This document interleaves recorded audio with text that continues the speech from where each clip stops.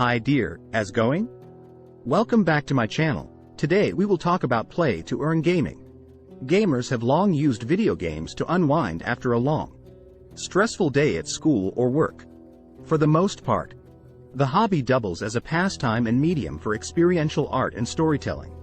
But, unless your skills are truly excellent, turning your time spent on a single game into earnings is out of the question. This is where a new generation of games comes in. Play to earn, P2E, games.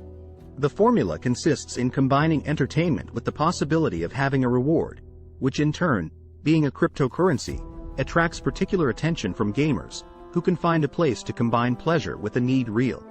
But regardless of a gamer's motivations, how does a play to earn actually work, and how does it achieve its purpose? In general, a video game built on the blockchain rewards players with small amounts of cryptocurrency that can be obtained through the achievements made available by the game itself. This cryptocurrency is also typically native to the game, i.e. specially created by the developers. It works like a typical in-game currency, like FIFA coins when playing FUT, FIFA Ultimate Team, or coins from, like Final Fantasy or World of Warcraft, but with the difference, in fact, that in this case it is a cryptocurrency. Therefore not bound to the game but convertible at any time into another crypto or fiat currency. The role of NFTs. In the pay-to-earn world, NFTs play an important role. Non-fungible tokens can be representative of any in-game object, although this scenario does not occur 100% in every game. They can be characters, items, skins, terrains, or even collectibles. What unites them is only their uniqueness, dictated exclusively by the number of copies originally generated, or minted, which consequently also determines the value of the NFT in question, dictated by rarity as well as by characteristics. The rewards, as mentioned, derive directly from the gameplay, or rather from the actual game time. But in many cases this is also proportional to an initial investment or, at least, to the total value of the assets you have in relation to the video game you are using.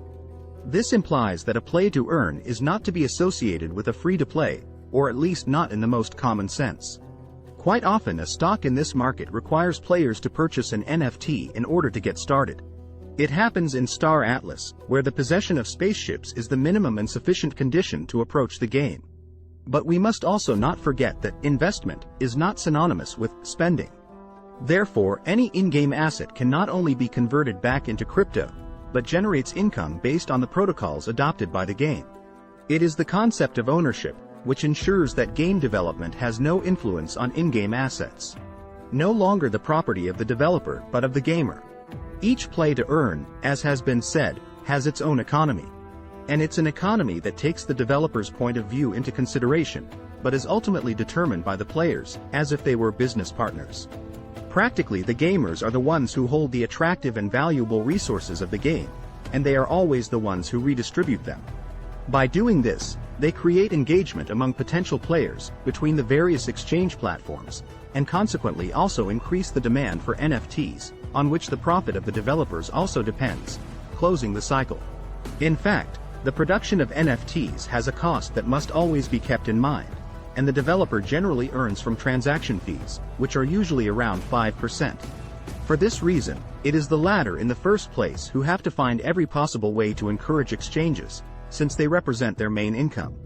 Let's make some examples of games. Axie Infinity. Like most play-to-earn games, this title features dual token tokenomics.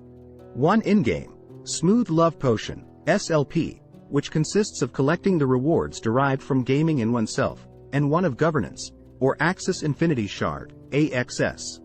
The Sandbox. The Sandbox token, used for governance-related voting but also for any type of transaction on the marketplace. The token can be staked not only to obtain the related rewards, but also essential game elements called gems and catalysts, used to create further in-game assets. Decentraland. With its mana token, essential for any operation that one decides to implement on its land, starting from the same auctions in which it is necessary to participate to fully enjoy the game. Similarly, the cryptocurrency adopted by the play to earn can be among the traditional ones, such as Bitcoin, Ethereum or even Dogecoin, but the mechanism remains the same in most cases. Thank you so much for watching the video. Support us by subscribing to the channel, leaving likes and comments.